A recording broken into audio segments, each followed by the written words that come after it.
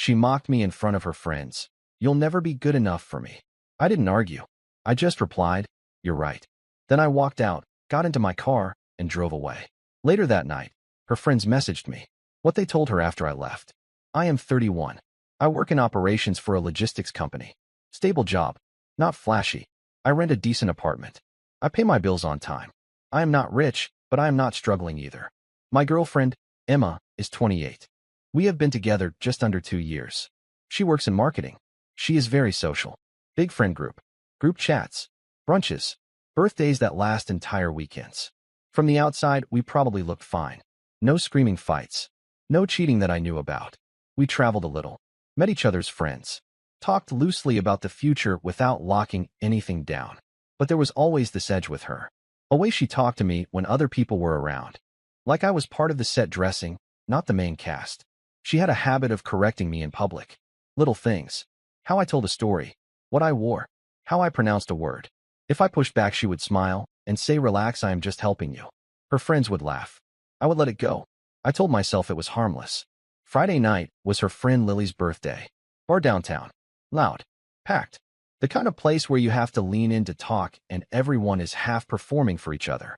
I showed up on time. Brought a gift. Bought a round. Did everything right. About an hour in, Emma was already tipsy and holding court. I was standing next to her while she told some story about a guy she used to date who now runs a startup. One of her friends joked that Emma always dated up. That is when she looked right at me, smirked, and said, well, not always. People laughed.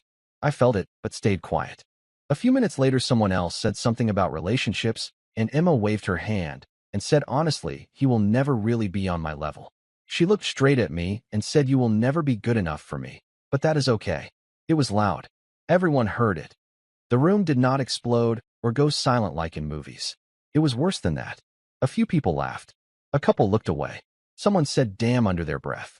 Emma just stood there smiling like she had landed a perfect punch. I remember thinking that if I reacted emotionally, I would look exactly like the guy she was describing. Defensive. Small. Proving her point for her. So I didn't raise my voice. I didn't insult her back. I didn't storm off immediately. I just looked at her and said, you were right. That caught her off guard. The smile flickered. She clearly expected an argument or at least a wounded speech. Instead, I nodded like she had just corrected my math. I took my jacket off the chair, put my phone in my pocket, said happy birthday to Lily. Calm voice. Normal volume. Emma laughed and said, wait, are you being dramatic right now? I said no. I am agreeing with you. Then I walked out. I did not slam the door. I did not look back. I walked to my car, got in, and sat there for a minute with the engine off, just letting the noise drain out of my head. Then I drove home. On the drive back, my phone buzzed a few times. I ignored it. I was not angry. That was the weird part. I felt clear, like something that had been loose in my head finally clicked into place. At home, I put my keys down, poured a glass of water, and sat on the couch. I did not text her. I did not post anything. I did not rehearse a speech. Around midnight, my phone started lighting up again. Not from Emma. From numbers I recognized. Her friends. The same people who laughed. The same people who heard everything. That is where things took a turn I did not expect at all. The first message came from one of her friends I barely talked to. Jenna. We had exchanged maybe 5 sentences total in 2 years. It said, are you okay? I did not reply right away. Then another message came in from Mark, one of the guys in the group. He said, hey man, that was rough. You did not deserve that. Then Lily herself texted. She said, I am really sorry about what happened. I did not know she was going to say that. That is when I realized this was not going the way Emma probably expected. I finally responded to Jenna and just said, yes, I am fine. I went home.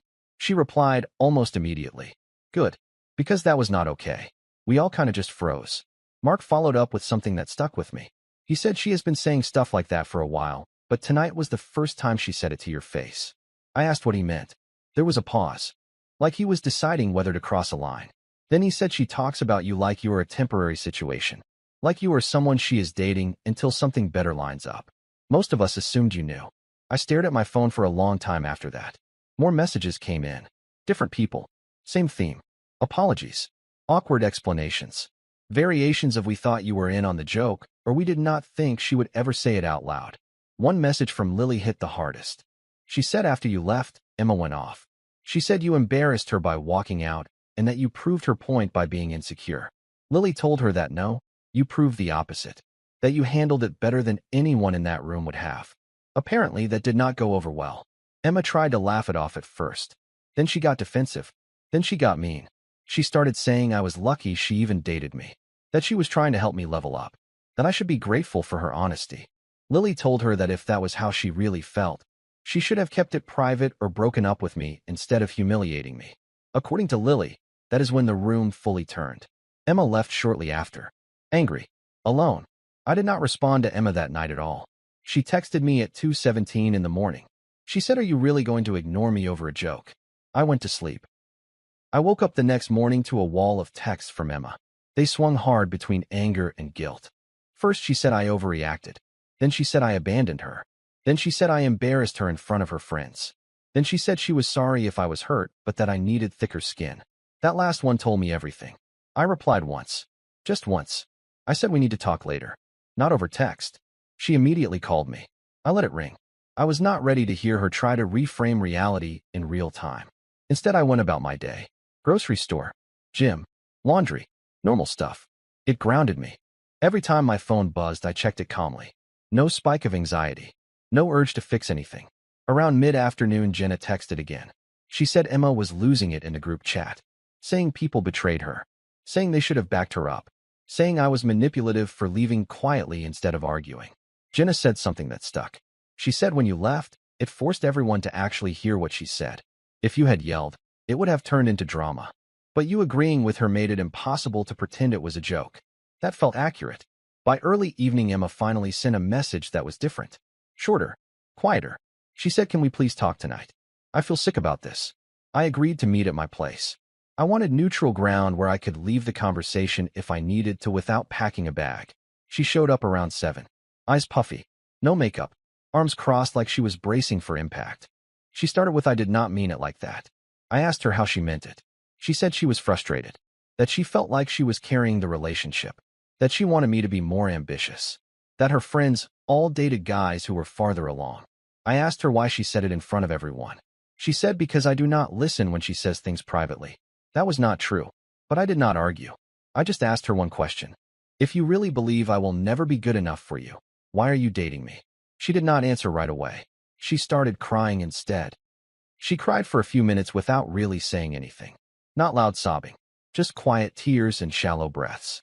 I sat there and let it happen. I did not touch her. I did not rush to reassure her. I wanted to see what came after the emotion. When she finally spoke, she said she felt stuck.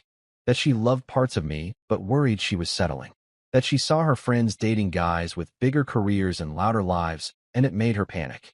She said she never meant to hurt me. She just blurted it out.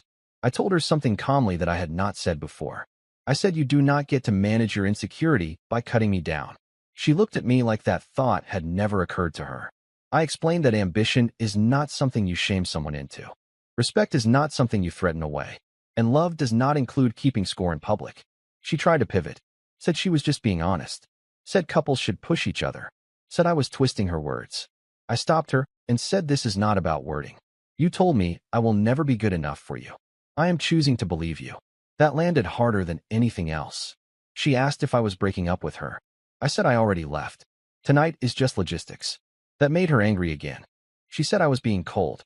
That real relationships fight. That walking away was cowardly.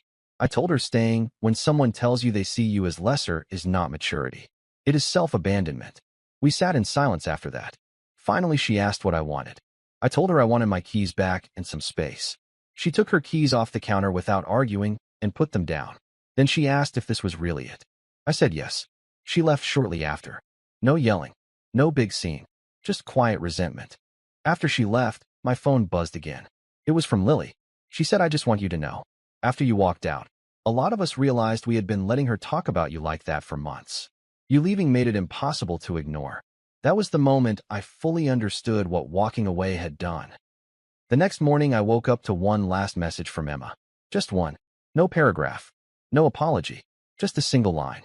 "I never thought you would actually leave." I stared at it for a few seconds. Not because I was tempted to reply, but because that sentence confirmed every conclusion I had already reached. She was not shocked by losing me. She was shocked by losing control of the dynamic. I did not answer. I blocked her. Phone. Socials. Messaging apps. Everything. No announcement. No warning. Just clean silence. I was not doing it to punish her. I was doing it because nothing productive comes after someone tells you they never expected consequences. The quiet that followed felt deliberate. Earned. Later that day, messages came in from her friends again. Jenna said Emma was spiraling, posting vague stories, deleting them, asking why no one was checking on her, complaining that I ghosted her. I did not respond to that either. Mark sent one more message that actually mattered. He said, honestly, man, blocking her was the smartest move. She is trying to turn this into a narrative where you abandoned her. But the truth is everyone heard what she said. There is no version where that goes away. Apparently after I blocked her, Emma tried to get updates through other people, asking what I was doing, whether I was upset, whether I was dating already. Lily shut that down immediately and told her she needed to sit with what she did instead of outsourcing the fallout. That surprised me, but it also told me who actually had integrity in that group. What blocking her did was simple. It ended the performance. No more audience. No more reactions. No more rewriting the story in real time. Just reality, sitting where she left it. And for the first time since that night, I felt something close to relief. About a week after I blocked her, the social ripple finally reached me in a way I did not expect. Not through drama. Through absence. I went out for a drink with a coworker on Thursday night. Different bar. Quieter. While we were there, I ran into Lily and two others from Emma's circle. No tension. No theatrics. Just an awkward half-second where we all clocked the situation and decided how to handle it. Lily hugged me. Just a normal hug. Then she said, I am glad you are doing okay. One of the others said, honestly, we all felt gross about that night. They told me Emma had tried to explain it away afterward. Said she was drunk. Said it was taken out of context. Said I was too sensitive. But the problem was she kept repeating the same idea privately. That she deserved better. That she was settling. That I should be grateful she stayed. At some point, one of her friends asked her a simple question. If you believe that, why were you with him? Apparently Emma did not have an answer for them either. Lily told me something else that mattered. She said when you walked out without making a scene, it forced everyone to decide who they were going to be in that moment. Laugh along or acknowledge it was wrong. A lot of people did not like what that choice revealed about themselves. That explained the shift. Emma stopped getting invited to a few things. Not intentionally. Just quietly. People were tired of managing her mood. Tired of being props in her validation loop. The night at the bar just accelerated something that was already there. I went home after that drink feeling lighter than I had in months. Not because she was facing consequences, but because I finally saw the relationship clearly from the outside. I was not lacking. I was convenient. And convenience wears out the moment you stop playing along. I did not unblock her. I did not check her profiles. I did not ask for updates. I let the silence do what conversations never could. Another week passed. No contact.